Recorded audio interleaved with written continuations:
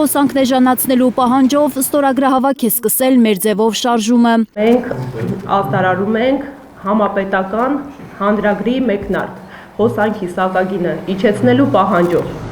Էլեկտրաէներգիայի սակագինը 3 դրամով կարելի է իջեցնել հեծի խնայած 6 միլիարդ դրամի հաշվին, պնդում են շարժման անդամները։ ՀԾԿՀ-ն յուրաքանչյուր կիսամյակ ըստ էության ուսումնասիրում է սակագների հաստատումը, նվազեցումը կամ բարձրացումը։ Եթե հնարավորություն կա գոնե 3 տարվա կտրվածքով իջեցնել սակագինը, ապա ինչու չիջեցնել։ Ստորագրահավաքին կարող են միանալ 14 տարեկանից բարձր քաղաքացիները։ Պահանջագրի տակ ստորագրություն դնելու համար պետք է մոտենալ մեր ձևով շարժման գրասենյակներ։ Հայաստանի Հանրապետությունում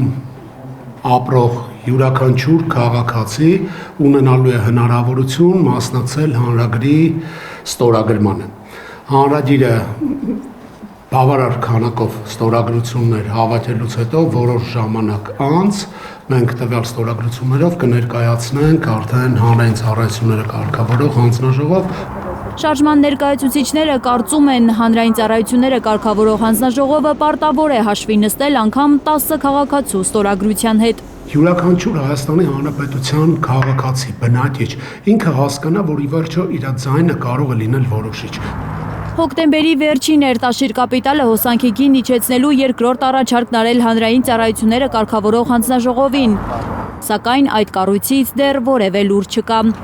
Առաջին առաջարկը հունիսին մերժվել էր պատճառաբանությամբ, թե հեծի խնայած միջոցները հնարավոր է պետք լինեն այլ ծախսերի համար։ Հստակ մարդիկ սեփականատերերը առաջարկ են անում այդ գումարը չվատնել եւ օգտագործել ի օգուտ բնակչության, այս գործընթացը մեկնարկել է դեռևս անգամ Սամվել Կարապետյանի ապօրինի ազատազրկումը։ Հիմա էլ անգամ կալանավայրում Սամվել Կարապետյանը շարունակում է բնակչության մասին մտածել, ասում են մեր ձևով շարժման ներկայացուցիչները, ու կրկին հերքում հեծի նախկին կառավարիչներին ուղված իշխանական մեղադրանքները։ Ըստ նրանց, հեծը սնանկացման եզրին է եղել, երբ այն ձեռք է բերել Սամվել Կարապետյանը, շուրջ 800 միլիոն դոլար է ներդրել, 5 տարվա ընթացքում ոտքի կանգնեցրել ընկերությունը։ Սամվել Կարապետյանը այդ սոցիալական խոստումներ տվել, որ ապագա տասնամյակում չի բարձրացնելու հոսանքի սակագինը, պահպանելու է կայունությունը։ Ու ըստ էության մինչ օրս ոչ միայն մենք ունենք իրավիճակ, որ իր խոստումը տեղ է հասել ու պահպանել է, այլ նաև ունենք իրավիճակ, որ հնարավորություն է ստեղծվել կոնկրետ հաշվարկների, տնտեսական մեխանիզմների միջոցով արդյունավետ կառավարման արդյունքում այդ հոսանքի սակագինը իջեցնելու։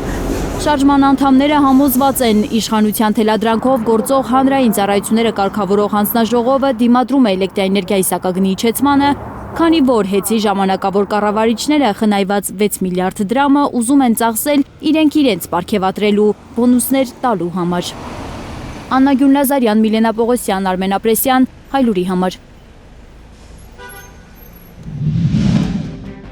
Հայաստանում եւ աշխարհում տեղի ունեցող իրադարձությունների մասին առաջինն իմանալու համար բաժանորդագրվեք մեր ալիքին, սեղմեք զանգակը, որ բաց չթողնեք ամենահրատապը, ամենակարևորն ու հետաքրքիրը։